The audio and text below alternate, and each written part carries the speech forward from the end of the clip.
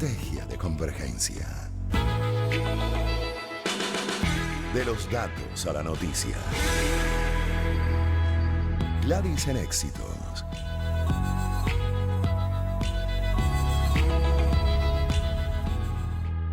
En esta primera hora nacional vamos a abordar el tema del papel de la comunidad internacional en conflictos políticos de los países, qué rol puede llegar a ocupar una organización incluso internacional en la política de un país. Esto y más lo revisaremos con Dylan Pereira, quien es licenciado en Estudios Liberales, analista político, es editor en jefe de la revista Diplomática. ¿Cómo estás, Dylan? Buenas tardes y bienvenido nuevamente a este espacio.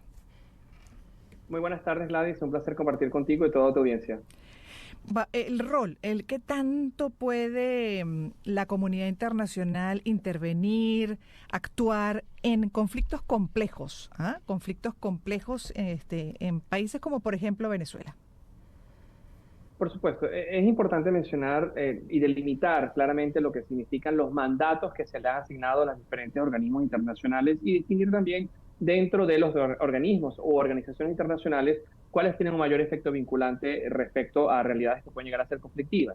En este momento, de hecho, el mundo atraviesa una crisis sistémica en la que el multilateralismo, tal como fue concebido en la Carta de San Francisco de 1945, y todo el sistema que se despliega de allí dentro del derecho internacional, está enfrentando numerosos retos. Prueba de ello es precisamente el conflicto incesante, enquistado aquí en Europa, en el caso de Ucrania, en la guerra de agresión de Rusia contra Ucrania, que no ha logrado ser sofocada, un conflicto permanente en la franja de Gaza, y esto nos pone a dudar cuál es la capacidad o alcance que pueden llegar a tener las organizaciones internacionales. En materia muy concreta de efectividad vinculante, el más alto órgano que existe es precisamente el Consejo de Seguridad de la Organización de Naciones Unidas. Los 5 miembros permanentes, Estados Unidos, Rusia, China, Francia y el Reino Unido, que tienen una capacidad vinculante, un mandato cuya acción puede incluso requerir o implicar situaciones o acciones de fuerza. Pero hemos visto que en los últimos años una cierta esterilidad precisamente por el derecho de veto que todos los 5 miembros permanentes tienen. Esto referido a un overview general de lo que pueden llegar a ser organismos internacionales. Ahora bien, existe un mandato o una permanencia dentro del espíritu de las relaciones internacionales de facilitar procesos de mediación y diálogo respecto a situaciones complejas, como es el caso de Venezuela. Como es el caso de Venezuela, como es el caso en la región, en el continente americano tenemos varios casos, ¿no? Que suelen ser revisados, como dices, en la Organización de Naciones Unidas. Pero incluso se podría decir, Dylan, que a raíz de la Segunda Guerra Mundial, también los países se cuidan mucho, ¿no? De llegar a algún tipo de acción general que desencadene en la temida Tercera Guerra Mundial y por razones obvias, además, por el tipo de armamento que se tiene hoy en día.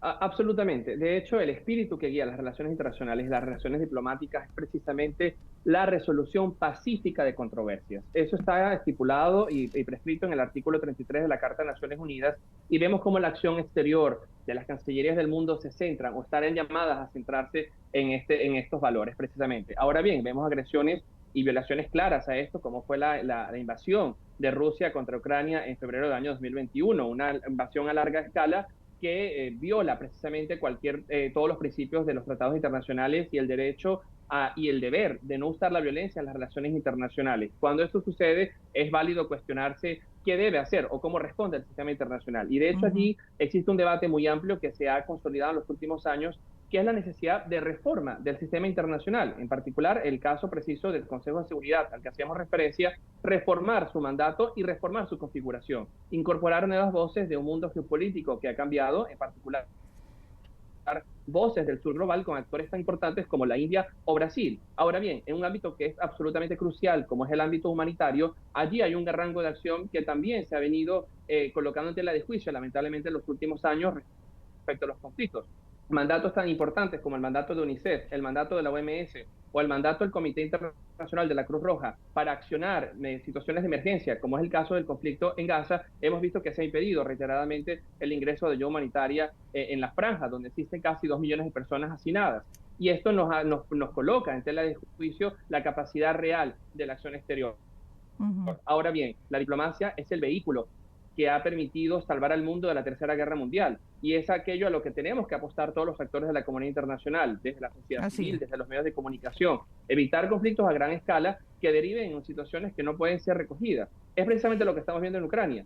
A pesar del llamado reiterado de Kiev a poder utilizar armamentos de potencias occidentales sobre el suelo ruso, existe un temor que la escalada alcance niveles de tensión que no pueden ser superados o no puedan ser llevados posteriormente a una mesa de negociaciones. A ver, Dylan, pero ¿qué tanto la diplomacia internacional ha podido ayudar a poblaciones que, por ejemplo, son víctimas de atropellos, de violaciones de derechos fundamentales?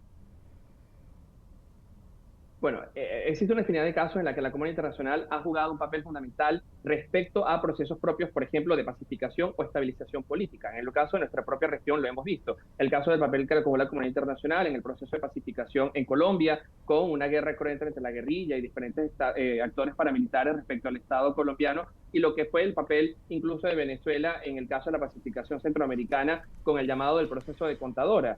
Es decir, existen precedentes incluso interamericanos donde sí hay una respuesta efectiva respecto a conflictos muy concretos. Ahora bien, está en este momento un mundo confrontado a una cantidad de focos de inestabilidad que no está sabiendo cómo responder. Tenemos Taiwán, en el caso del Pacífico, con unas tensiones con China, que se ha convertido en un gigante geopolítico que no se tenía en el previsto en la geopolítica del siglo XX. Tenemos una situación concreta enquistada en el Medio Oriente, en el caso de Gaza, pero con un corolario regional que es complejo y que se olvida, como el caso de Sudán, que hoy en día es la mayor tragedia humanitaria del planeta y que nadie habla en los medios de comunicación, con más de 25 millones de refugiados y una cantidad de ayuda humanitaria que es absolutamente insuficiente.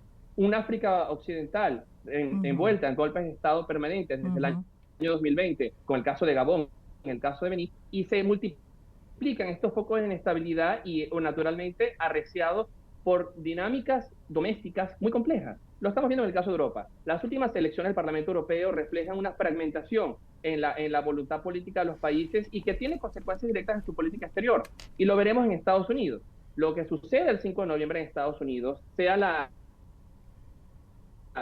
continuidad de una administración demócrata en la mano de Kamala Harris o una posible reelección del expresidente Donald Trump, tendrá implicaciones no solamente en la política doméstica interna de los Estados Unidos, sino también en la definición de una nueva geopolítica global, partiendo desde las relaciones transatlánticas con Europa o incluso la situación de la seguridad en el Indo-Pacífico. Una geopolítica que pareciera estar apuntando al debilitamiento de los valores democráticos. ¿Cómo lo ves tú? Absolutamente. Estamos viendo un deterioro y una erosión constante de las democracias en el mundo entero, una situación de regresión en los valores de principios fundamentales democráticos que algunos autores, como el propio profesor Francis Fukuyama, apuntaba a un fin de la historia en la que las democracias liberales representativas serían la gran meta, el gran objetivo y la realización plena del ser humano. Pues estamos viendo un retroceso importantísimo, con una particular y peligrosa radicalización de los espectros políticos que tienen consecuencias muy importantes en el plano político nacional e internacional. Allí, por ejemplo, un caso concreto de esto es Francia en este momento, donde a pesar de una repetición de elecciones, un temor a una ultraderecha encarnada en la figura de Marine Le Pen generó una coalición de izquierdas muy importante, pero que aún así no ha logrado dar estabilidad. Y tenemos 2 meses desde las elecciones y no existe un primer ministro consensuado entre el presidente de la República. En el caso de Estados Unidos, también una polarización que estamos apuntando en las últimas encuestas a un resultado en torno al 47% para Kamala Harris y 48% para Donald Trump, con unos variables que puede ser desde el voto independiente o incluso la influencia del propio sistema democrático de Estados Unidos de representación mayoritaria. Es decir, estas brechas y esta polarización también dan cabida a una serie de actores neopopulistas que están tomando el resentimiento y el enfado de las poblaciones y que precisamente destruyen los sistemas democráticos que nos ha dado una era de gran progreso y desarrollo para la humanidad. Esto no podemos perderlo de vista. Exactamente, lo que dices tú, un neopopulismo que está muy presente desde hace bastante tiempo, ¿no? Afectando, como bien dice, al final de cuentas, esas bases esenciales democráticas, esos derechos fundamentales y para el desarrollo, la prosperidad y el bienestar general. De hecho, volviendo al conflicto venezolano, que es muy complejo, estamos en una fase muy compleja en donde además los resultados del 28 de julio de unas presidenciales, que ese pues uno de los recursos fundamentales justamente, ¿no?, de los sistemas democráticos.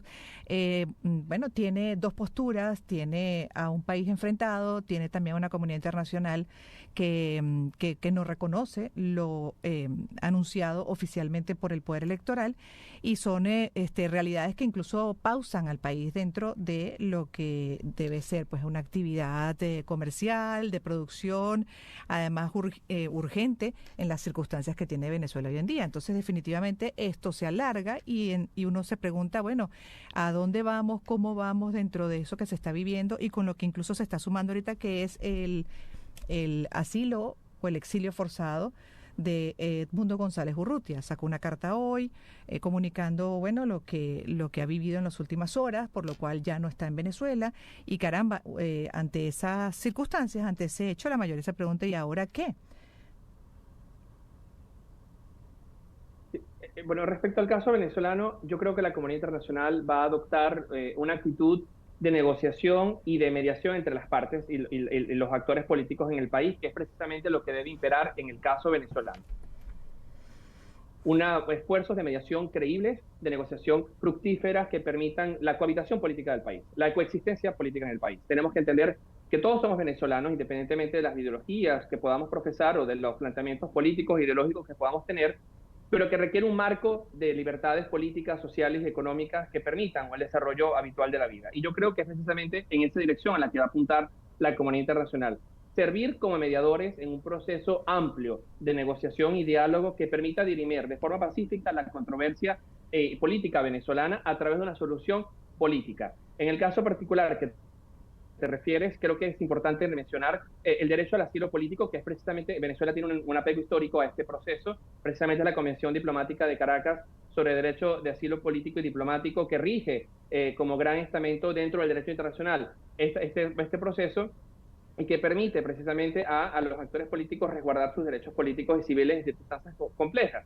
Creo que es importante reivindicar la importancia y la necesidad de que este proceso se haya llevado de forma correcta, que se haya llevado apegado a los lineamientos del derecho internacional, y este llamado reiterado de la necesidad de un diálogo y una negociación concreta, amplia, inclusiva de todos los actores que permitan una cohabitación y una coexistencia política. El país tiene que apuntar hacia un proceso de reconciliación, que es lo que demuestra que ha sido la fórmula exitosa en casos importantes como el caso sudafricano, que es un ejemplo precisamente de que a pesar de la polarización, la fragmentación que puede existir en una sociedad, existe una posibilidad de marcar aquellos intereses fundamentales del país por encima de intereses políticos personales.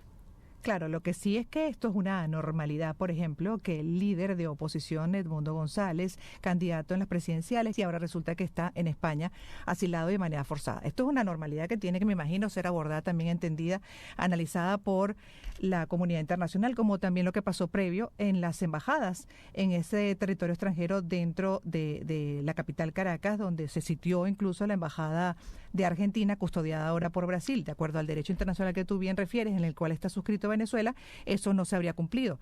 Caso contrario con lo que fue la salida de Edmundo González. Explica, por favor, dónde estamos parados con relación a esas anormalidades, sin duda, esas irregularidades.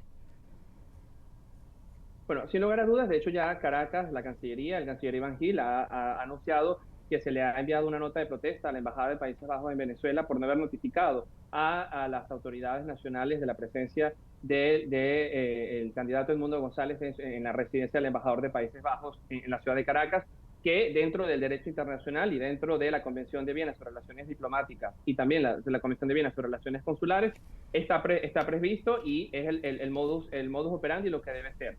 Naturalmente existen una serie de actores políticos y de intereses políticos que están involucrados en este caso en concreto. Pero lo cierto es que hay una serie de principios sacrosantos en el derecho internacional. Uno de ellos es el asilo diplomático y el asilo político.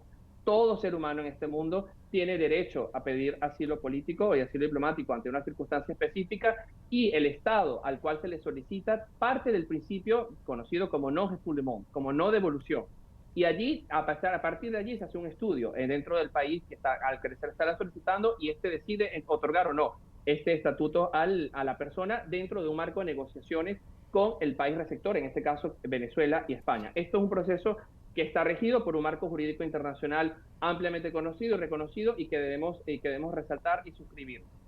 Ahora bien, en este caso en en este caso particular, naturalmente, que ante las expectativas políticas del país es una situación que escapa de las previsiones de muchísimas personas, pero que lejos de significar un fin, yo creo que es importante mantener una actitud abierta al juego político. La negociación tiene que ser el vehículo para la apertura de un espacio político más amplio, más plural, que reivindique precisamente los derechos políticos y sociales, y la comunidad internacional se refería a eso. De hecho, el alto representante Josep Borrell, en calidad a título personal, no lo decía en nombre de la Unión Europea, sino a título personal, marcaba una posición de cierta tristeza por lo que sucedía, no puede estar dentro del país una persona que difiere políticamente. Ahora bien, esto se realiza dentro de un marco político de negociaciones entre Madrid y Caracas y que tendrá una serie de implicaciones políticas y jurídicas que la estamos viviendo. Lo cierto es que el país tiene que avanzar hacia un proceso de apertura y un proceso de flexibilización y de amplitud política, que es el deseo de todos los venezolanos. Que el deseo de todos los venezolanos también, y ya para terminar, es que se respete la voluntad de la mayoría expresada el 28 de julio, justamente a través de ese recurso por excelencia democrático del voto. Naturalmente que la voluntad, la voluntad del pueblo venezolano es la soberana dentro de nuestro rango constitucional y de nuestro rango político, y es importante hacer parte de este reclamo que ha hecho la comunidad internacional, que es precisamente permitir incluso también la experticia de expertos internacionales de poder comprobar las auditorías pertinentes que están dentro de nuestro marco jurídico y poder dirimir de una forma institucional, por los canales institucionales, las controversias o dudas que pueden existir en torno al proceso electoral. Es la única forma de poder avanzar hacia un estadio de mayor legitimidad y estabilidad en las relaciones diplomáticas de Venezuela con respecto al mundo. Gracias por haber estado con nosotros, Dylan. Otro día podemos analizar incluso lo que ha sido el impacto de esta situación venezolana, este conflicto, y bueno, lo que se espera además que se exija a lo interno y externo, que es esa auditoría con peritos confiables, independientes, y que incluso ha dividido a las izquierdas del mundo, ¿no? Gracias, Dylan, por haber estado con nosotros una vez más, y seguiremos entonces revisando el caso Venezuela. Dylan Pereira es licenciado en Estudios Liberales, analista político, editor en jefe de Revista Diplomática. Me toca cerrar esta primera hora. En unos minutos regresaremos. Gladys en Éxitos hasta las 3.